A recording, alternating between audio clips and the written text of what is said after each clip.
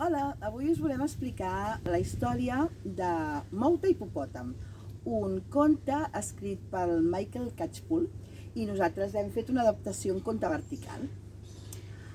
Començo.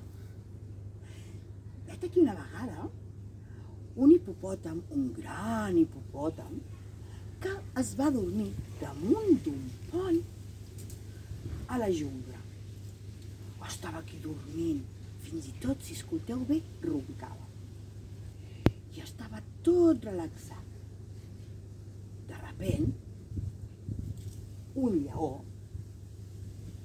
que volia anar a l'altra banda, va dir: què fa aquest hipopòtam per aquí? M'està molestant. I un lloro de color blau que estava a dalt de l'arbre i s'ho mirava, li va dir: ui, no el podràs treure pas, no, aquest hipopòtam. Perquè, a més, aquest hipopòtam només fa el que ell vol. Ha! Però jo sóc el rei de la selva, va dir el lleó. Ja veuràs, el cridaré ben fort i veuràs tu com surt. Uah! I no es va bellugar ni una mica. Com pot ser això? Tornaré a cridar. Uah! I no es va bellugar gens.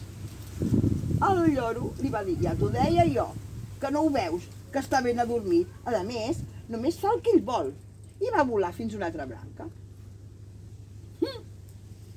Al cap d'una estona, mentre el lleó no parava de cridar, va aparèixer per unes lianes, pum, un bonic mico. Ei, què fas? Ah, vull passar, li va dir el lleó, i no puc passar.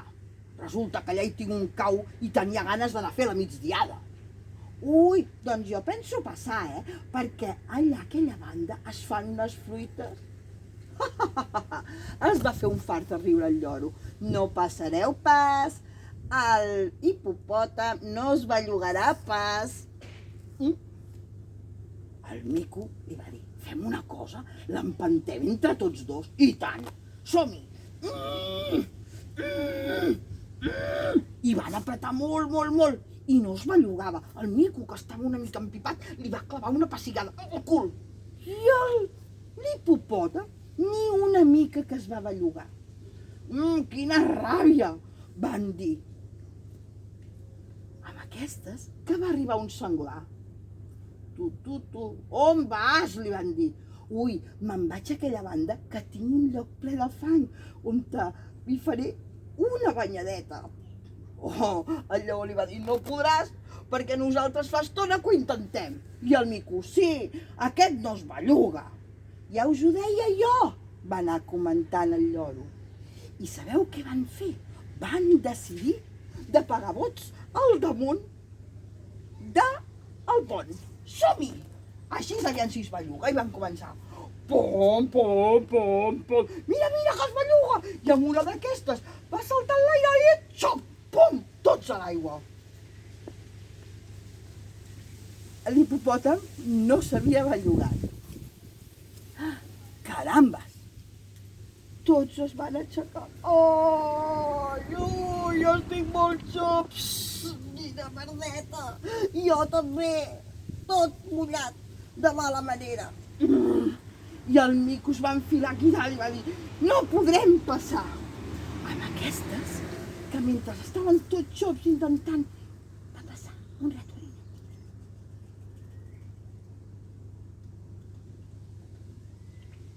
Ui, què li deu estar dient? I de repent va obrir els ullets i va dir: i va marxar tot tranquil. Es van quedar de pedra. Què li has dit? Home, és que vosaltres sou una mica entremaliats, em sembla, va dir aquest ratolí tan bufó. Sí, i tant. L'heu cridat, l'heu pessigat, i heu saltat en el pont i l'heu intentat tirar dins de l'aigua. I jo m'he acostat a ell i li he dit: sisplau, hipopòtam, et pots bellugar? I l'hipopòtam va marxar. I així tots van entendre que tenien que demanar les coses d'una altra manera. I vet aquí un gos I vet aquí un gat i el conte de l'hipopòtam s'ha acabat.